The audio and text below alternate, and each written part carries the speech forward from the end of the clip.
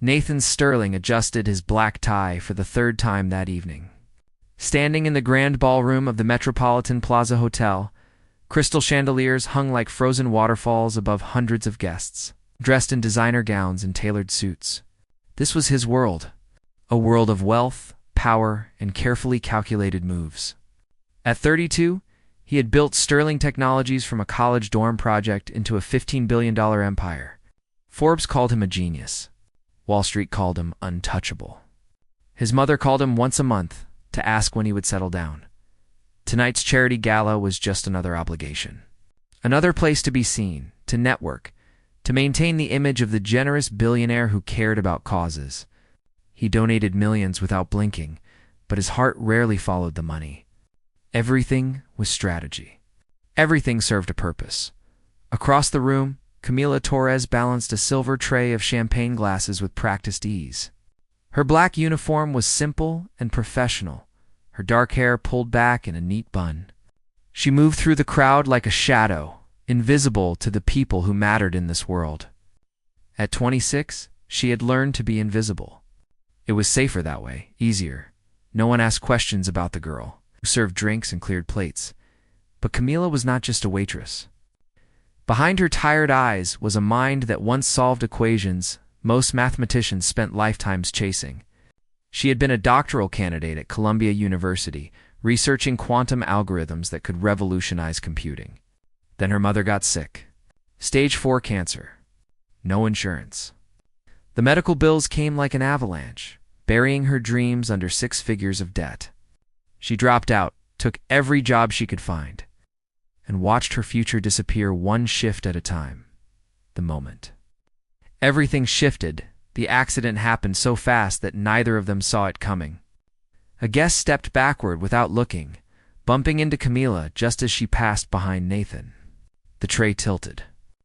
3 glasses of champagne launched through the air in what felt like slow motion.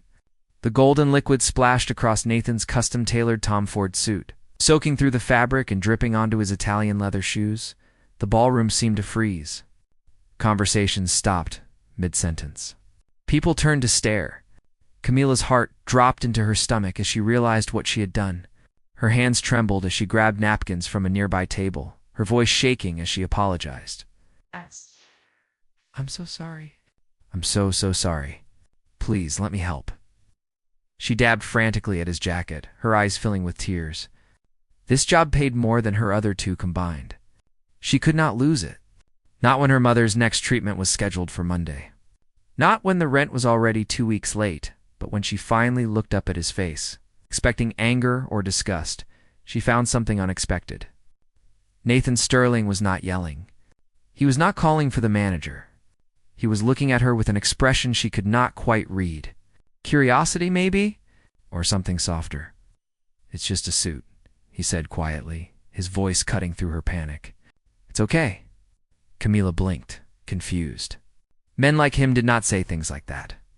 Men like him snapped their fingers and made problems disappear. But he was smiling. Not a fake smile for the cameras. A real one. You're shaking, he noticed, gently taking the napkins from her hands. Take a breath. It's really okay. Something about his kindness made her tears spill over. She wiped them away quickly, embarrassed by her own reaction. She was stronger than this. She had survived worse than spilling champagne on a billionaire. I'm fine, she lied, stepping back. I should go. But before she could escape, one of the event coordinators appeared, her face tight with professional concern. She pulled Camila aside, her whispered words sharp and final. The manager would speak with her after the event. This kind of carelessness was unacceptable. Pack your things after cleanup. Sima nodded numbly, feeling the weight of another failure settling on her shoulders. She moved through the rest of the evening on autopilot, clearing tables and refilling glasses while her mind raced through calculations. How long before eviction? How much her mother's medication cost? How many jobs she would need to replace this one? A conversation that mattered. Nathan could not stop watching her. Something about the waitress with the sad eyes stayed with him, even as he returned to networking and writing checks. He noticed how she moved through the room with quiet efficiency, how she smiled politely at guests who never looked at her face, How she paused by the window during a rare, empty moment, staring out at the city lights with an expression of such deep longing that it made his chest tighten. He found himself walking toward her during the final hour of the gala. She was collecting empty glasses near the back terrace, away from the crowd. The moon hung low over the Manhattan skyline, casting silver light across her profile. "Hey," he said softly. Not wanting to startle her, she turned, surprise flashing across her face when she recognized him. Her posture straightened, becoming defensive. "I already apologized. I'm losing my job. What else do you want?" Her words carried an edge that caught him off guard. This was not the trembling girl from earlier. This was someone who had been pushed too far, too many times. "I don't want anything," Nathan said honestly. "I want to help. You shouldn't lose your job over an accident." "I don't need your charity," Camila shot back, her pride flaring despite everything. "I'm fine." "You're not fine," he said gently, seeing through the armor. "And it's not charity. It's fairness." They stood in silence for a moment, the party noise fading into background static. Nathan studied her face, noticing details he had missed before. The dark circles under her eyes, the way her uniform hung slightly loose, like she had lost weight recently, the small scar on her left hand that looked like a chemical burn. "You're educated," he said suddenly. It was not a question. "What did you study?" Camila hesitated, caught between wanting to tell the truth and knowing that truth would only highlight how far she had fallen. "Mathematics," she finally admitted. "Quantum computing theory. But that was another life." Nathan's expression changed. Real interest sparked in his eyes. This was not pity. This was recognition. He understood what it meant to lose yourself in equations and algorithms. His own company had been built on code he wrote at 3 in the morning, driven by the same kind of passion he saw flickering in her guarded expression. "What happened?" he asked. "Life," Camila said simply, her voice carrying years of exhaustion. "Life happened." Before Nathan could respond, his assistant appeared, reminding him of another appointment. He nodded but did not move immediately. Instead, he reached into his jacket pocket and pulled out a business card, pressing it into Camila's hand. "Call me," he said. "Please, I think we have more to talk about." Camila looked down at the card, seeing his name embossed in silver letters. Nathan Sterling, CEO, Sterling Technologies. Her thumb traced the raised print as conflicting emotions warred inside her. Part of her wanted to throw it away. Part of her wanted to hold on to it like a lifeline.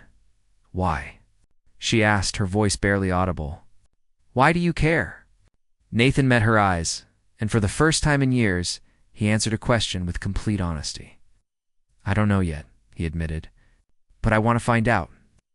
He walked away before she could respond, disappearing back into the world of champagne and power where he belonged. Camila stood alone on the terrace, the business card burning like a promise in her palm. She told herself she would throw it away. She told herself men like Nathan Sterling did not rescue girls like her. But when she got home that night to her tiny apartment where her mother slept fitfully in the next room, she tucked the card into her wallet. Just in case. Just maybe.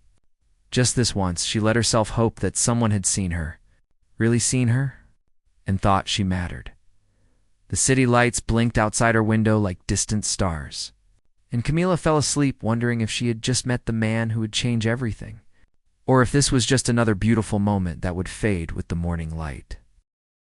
3 days passed before Camila found the courage to look at Nathan Sterling's business card again.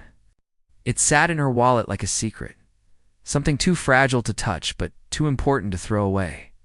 She told herself 100 times that calling him would be stupid. Men like Nathan did not follow up on chance meetings with waitresses. The card was probably just politeness, a gesture he had already forgotten. But on Thursday morning, the hospital called to say her mother's treatment had been delayed because of unpaid bills. Camila's pride cracked just enough. She dialed the number with shaking fingers, expecting an assistant or a voicemail. Instead, Nathan answered on the second ring. "This is Nathan." His voice was warm and immediate, catching her completely off guard. She almost hung up. "It's Camila," she managed. "From the gala. You said to call." There was a pause, then something that sounded like relief in his response. "I was hoping you would." "Can we meet?" Today, if possible. Camila glanced at the clock. She had a shift at the diner in 2 hours, then overnight stocking at the grocery store. Sleep was supposed to happen somewhere in between. I don't have much time, she admitted. Then I'll come to you. Where are you? She gave him the address of a coffee shop in her neighborhood. A place far from the Manhattan towers where men like him spent their days. When she hung up, her heart was racing. Part excitement, part terror. Mostly confusion about what she was doing. The truth comes out, Athen arrived exactly on time, looking strangely out of place in his casual jeans and navy sweater. He had traded the billionaire armor for something more human, but he still drew stares from the other customers. Money had a way of announcing itself even in silence. Camila sat in the corner booth, nursing a black coffee she could barely afford. When Nathan slid into the seat across from her, she noticed he carried a folder thick with papers. "Thank you for meeting me," he said, his eyes searching her face. "I've been thinking about our conversation. About what you said regarding quantum computing." "That was a long time ago," Camila replied, her defenses rising. "I'm not that person anymore." "I think you are," Nathan countered gently. He opened the folder and pulled out several printed pages. "These are your published papers. I read them. All of them. Your work on quantum error correction was groundbreaking. You were on track to revolutionize the field." Camila stared at the papers, seeing her own name printed at the top. Dr. Camila Torres, Columbia University. A version of herself that felt like a ghost. "How did you find those?" she whispered. "I looked," Nathan said simply, "because I wanted to understand." "What happened? Why did you stop?" The question hung in the air between them.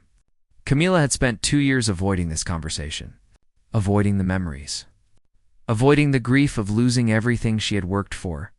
But something about the way Nathan looked at her, with genuine curiosity rather than pity, made the words tumble out.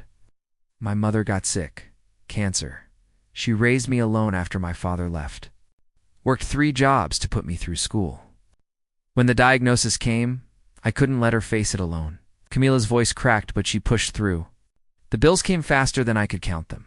Surgery, chemotherapy, experimental treatments. Insurance covered almost nothing. I took a leave from my doctorate to help. Then the leave became permanent. The debt became impossible. And suddenly, I was choosing between my research and keeping her alive." Nathan listened without interrupting, his expression unreadable. When she finished, he was quiet for a long moment. "That's not fair," he finally said. Samia laughed, but it was bitter. "Life isn't fair. You should know that better than anyone." "I do," Nathan agreed. "But it doesn't mean we accept it." "How much do you owe?" The question was so direct, it made Camila flinch. She shook her head. "I'm not telling you that." "I didn't call you for money. Then why did you call?" Nathan pressed, leaning forward. "Because I think you need help. And I think I can help you. Not charity. An opportunity." Camila wanted to walk away. Every instinct screamed at her to protect herself from disappointment. But desperation had a way of drowning out pride. "What kind of opportunity?" she asked carefully. Nathan pulled out another document. This one was a job description for Sterling Technologies. Senior research position. Quantum computing division. "We're launching a new initiative, developing quantum algorithms for secure communications. I need someone brilliant. Someone who understands the theory but can also think practically. I need you."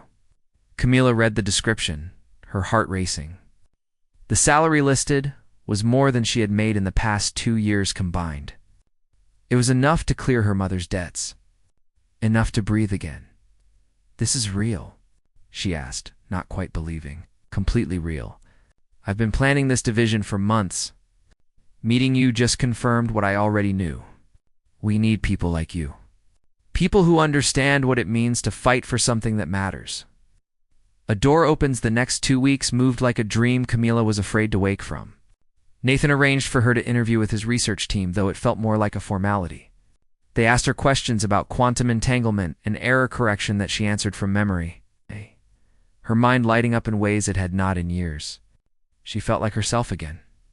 Like the person she had been before life had beaten her down. When the official offer came, Camila sat in her apartment and cried. Happy tears. Terrified tears. Grateful tears. Her mother, weak but smiling from the couch, reached for her hand. Take it, Mia, she whispered. Take it and fly. Camila started at Sterling Technologies the following Monday. The offices were glass and chrome, overlooking the Hudson River. She had her own workspace. A team of researchers who respected her ideas. And access to technology she had only dreamed about in graduate school. But more than any of that, she had Nathan. He checked on her progress daily, asking questions that showed he actually read her reports. They had lunch together twice a week. Conversations that started about work, but drifted into everything else. She learned that he had built his company to prove something to a father who never believed in him. That he hated crowds despite attending 100 social events a year. That he played piano when he could not sleep and donated anonymously to schools in underfunded neighborhoods. She told him about growing up in Houston, about teaching herself calculus from library books because her high school did not offer advanced math, about the professor who saw her potential and fought to get her a full scholarship, about the guilt she still carried for leaving her research behind.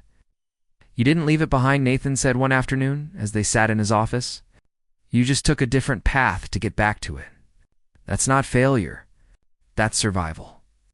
His words settled something inside her. For the first time in years, Camila allowed herself to believe that maybe her story was not over. Maybe this was just a new chapter, but she was careful with her heart. She noticed the way Nathan looked at her sometimes, with an intensity that made her breath catch. She felt the electricity when their hands accidentally touched over shared documents. But she pushed those feelings down. This was professional. He was her boss.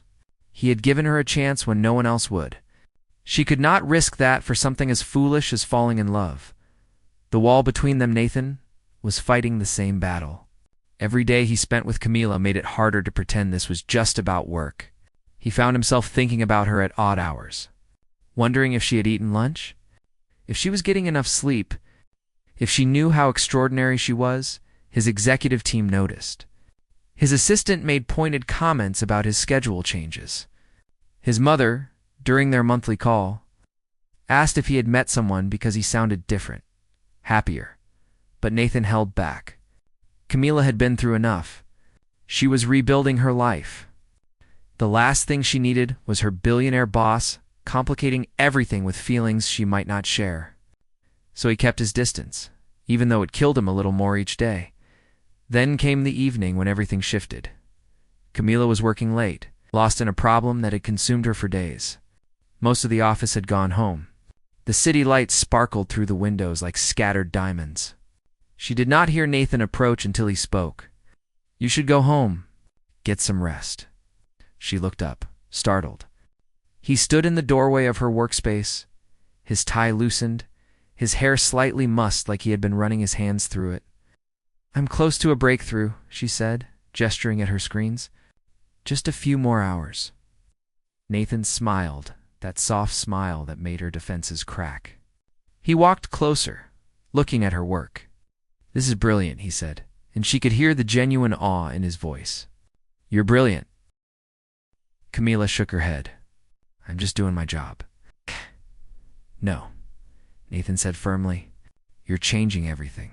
Do you understand that? Your work is going to revolutionize how we think about secure communications. You're going to save lives. Protect information that matters.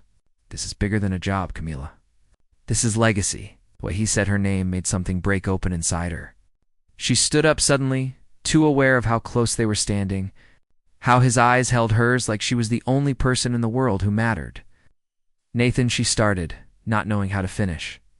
He reached up, almost unconsciously, tucked a strand of hair behind her ear. His fingers lingered against her cheek. The touch was so gentle it made her want to cry.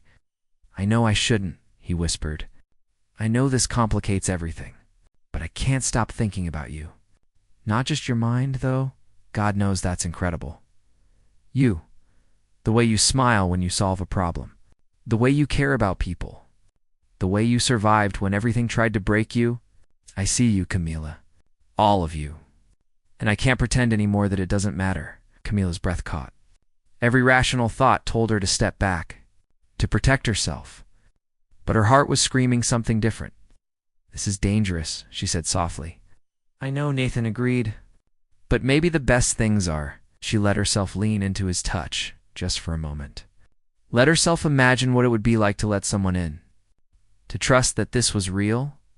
But before either of them could move closer, Nathan's phone buzzed urgently. He glanced at it, and his expression changed, hardened. I have to go, he said, regret clear in his voice. Emergency board meeting. But Camila, this conversation isn't over. He left, and she stood alone in the empty office, her heart racing and her mind spinning. She touched her cheek where his fingers had been, feeling the ghost of his warmth. And for the first time since they met, she let herself admit the truth. She was falling for Nathan Sterling. And that terrified her more than anything else in her life. The emergency board meeting lasted until 3 a.m. Nathan sat at the head of the conference table, listening to his executives argue about quarterly projections and market positioning. But his mind was stuck in that moment with Camila. The feel of her skin under his fingers. The way her eyes had softened when he told her the truth. The fear and hope that battled across her face. He made it through the meeting on autopilot, signed the necessary documents, and sent everyone home. But as he gathered his things, his chief operating officer, Victoria Chen, lingered behind. We need to talk, she said, her tone sharp, about your new hire. Camila is the best quantum researcher we've ever had. Her work is exceeding every projection. I'm not questioning her work, Victoria replied carefully. I'm questioning your judgment. You hired her without a standard search process. You meet with her constantly. People are noticing, Nathan. And they're talking. Let them talk, Nathan said coldly. I don't make decisions based on gossip. Victoria leaned against the table, her expression calculating. I had her background checked. Did you know she has significant debt? That her mother's medical bills are crushing her? Some people might wonder if she has ulterior motives. If she's gotten close to you for reasons beyond professional development. Nathan's anger flared hot and immediate. How dare you suggest that? Camila is the most genuine person I've ever met. She didn't ask me for anything. I sought her out. Which makes it worse, Victoria pressed.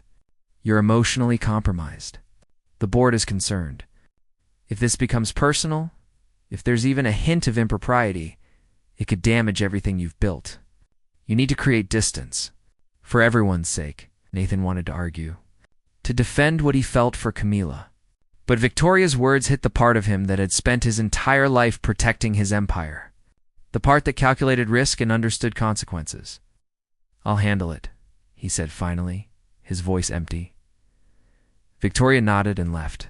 Nathan stood alone in the conference room, watching the sunrise paint the sky in shades of amber and rose. He thought about Camila waking up in her small apartment, about the hope he had seen in her eyes, about the promise of something real after years of carefully constructed emptiness. And he knew he had a choice to make. The breaking point, Camila noticed the change immediately. Nathan stopped coming by her workspace. Their lunch meetings were canceled. His emails became formal and brief. Within days, the warmth between them had frozen into professional distance. She told herself it was for the best. She had let herself hope for something impossible, and reality had corrected course.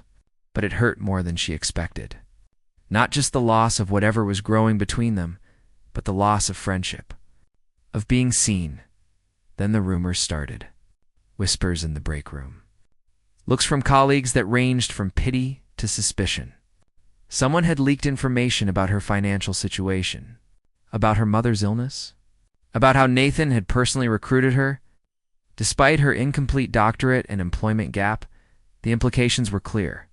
People thought she had used him, manipulated him, slept her way into a position she did not deserve. Camila felt the walls closing in. She worked longer hours, published more papers, did everything she could to prove her worth was based on merit. But the whispers followed her everywhere. On Friday afternoon, she was called to Victoria Chun's office. The coup sat behind a massive desk, her expression professionally sympathetic. Camila, I want to be direct with you, Victoria began. Your work has been exceptional. No one questions your technical abilities, but there are concerns about the nature of your relationship with Nathan. For everyone's protection, we think it would be best if you transferred to our California office. Same position, same salary. Just distance from any appearance of impropriety. Camila felt like she had been slapped. You want to transfer me because people are gossiping? I want to protect you, Victoria said smoothly, and protect the company. This is the best solution for everyone. Does Nathan know about this? Camila demanded. Nathan understands the necessity, Victoria replied, which was not quite an answer. Camila stood up, her hand shaking with rage and humiliation. I quit, Camila. Don't be rash. I'm not being rash. I'm done being treated like a problem that needs to be managed. I earned my position here. But I won't stay where people question my integrity. She walked out before Victoria could respond, cleaned out her desk while colleagues watched with curious eyes. She held her head high, even though she wanted to scream, wanted to cry, wanted to find Nathan and demand to know why he had abandoned her. But pride kept her moving forward, out of the building, into the street, away from the dream that had turned into a nightmare. The truth revealed, Nathan learned about Camila's resignation from an email that felt like a punch to the gut. He stormed into Victoria's office, fury radiating from every word. What did you do? Victoria did not flinch. I solved a problem. She was becoming a liability. Her presence was causing disruption. She was doing brilliant work, Nathan shot back. Work that's going to define this company's future. And you drove her away because of gossip? I drove her away because you were falling in love with her, Victoria said bluntly. And that makes you weak. The Nathan Sterling I know doesn't let emotions compromise his judgment. He builds empires. He doesn't risk everything for a girl with a sob story. Akona stared at his coup, seeing clearly for the first time what others had tried to tell him for years. The people around him were not friends. They were protectors of an image, of a version of himself that had stopped feeling real the moment he met Camila. You're right, he said quietly. I am falling in love with her, and that doesn't make me weak. It makes me human. He walked out, ignoring Victoria's protests. Made 3 calls that would change everything. Then he drove to Camila's apartment, his heart pounding with the certainty that this was the most important moment of his life. The decision that shattered everything Camila was packing when Nathan knocked. She had already told her mother they were moving. Maybe back to Houston. Maybe somewhere new. Anywhere that did not carry the memory of hope and disappointment.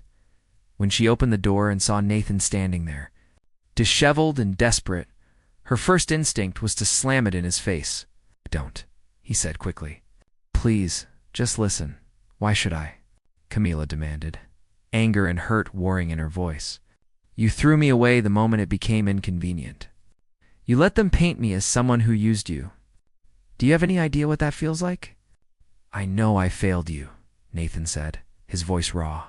I got scared. I let other people tell me what mattered. But I'm done listening to anyone but my heart.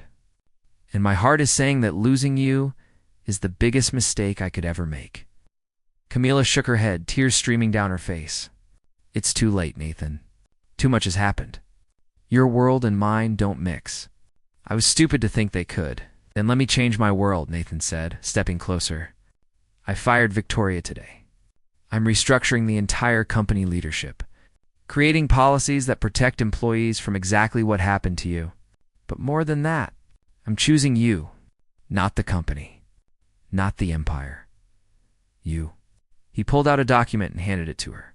Camila looked down, her vision blurring, as she tried to read through her tears. It was a transfer of shares. A significant portion of Sterling Technologies signed over to a trust in her name. And beneath that, a letter to the board announcing his resignation as CEO. What is this? She whispered. It's me proving that you matter more than anything else, Nathan said. You never asked me for money? Never used me.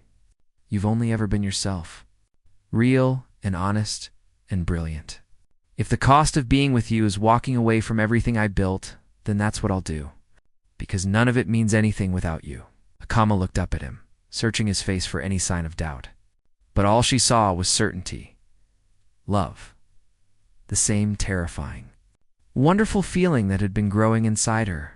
"Can't give up your company for me," she protested weakly. "Watch me," Nathan said with a soft smile. "Unless you give me a reason not to, unless you tell me that what's between us is real, that it's worth fighting for." Camila dropped the papers and closed the distance between them. Her hands came up to frame his face, and for the first time, she let herself say the truth. "I'm falling in love with you. It terrifies me, but it's real. So completely real that I can't breathe without it." Nathan's smile was brighter than every city light beyond the window. He pulled her close, resting his forehead against hers. "Then we fight," he whispered. "Together, for as long as it takes." They kissed them, soft and desperate and full of promise. And in that moment, the rest of the world fell away. The money did not matter. The gossip did not matter. All that mattered was to people who had found each other across impossible distances and chosen love over everything else. 6 months later, Nathan did not resign. Instead, he transformed Sterling Technologies into something better. He implemented transparent hiring practices, created mentorship programs for underfunded students, made the company a place where talent mattered more than background. Camila returned as director of quantum research, with a contract that made her authority unquestionable. Together, they published papers that changed their industry. They spoke at conferences. They built something that mattered. But more than that, they built a life. Nathan met Camila's mother, who cried happy tears when she saw how he looked at her daughter. Camila learned to navigate Nathan's world without losing herself. They fought sometimes, struggled with balancing two strong personalities, but they never stopped choosing each other. On a quiet evening 6 months after everything changed, they stood on the balcony of Nathan's penthouse, watching the city spread out below them like a sea of possibility. "Do you ever regret it?" Camila asked softly. "What you gave up?" Nathan turned to her, pulling her close. "I didn't give up anything. I gained everything. You taught me that wealth isn't measured in dollars. It's measured in moments like this. In having someone who sees you completely and loves you anyway." He reached into his pocket and pulled out a small velvet box. Camila's breath caught as he opened it, revealing a simple diamond ring that caught the moonlight. "I know we haven't been together long," Nathan said. "I know people will say we're moving too fast. But I've spent my whole life calculating risks and playing it safe. And the only time I've ever felt truly alive is when I'm with you. So I'm asking, will you marry me? Will you build this impossible, beautiful life with me?" Camila looked at the ring, then at Nathan, and she saw their entire future written in his eyes. The challenges they would face, the love that would sustain them, the choice to be brave enough for something real. "Yes," she whispered, laughing through happy tears. "Yes to all of it." As Nathan slid the ring onto her finger, Camila thought about the girl she had been at that charity gala, lost and invisible. And she thought about the woman she had become. Someone who had learned that the bravest thing you can do is let yourself be seen. Let yourself be loved. Let yourself believe that sometimes against all odds, fairy tales do come true. They kissed as the city lights blinked like stars. Two souls who had found each other in the chaos and refused to let go. And in that moment, they both knew that this was just the beginning. The first chapter of a story that would last the rest of their lives. A love built not on wealth or power, but on truth. On seeing each other completely, on choosing each other every single day, and that, they both agreed, was worth more than any empire could ever be.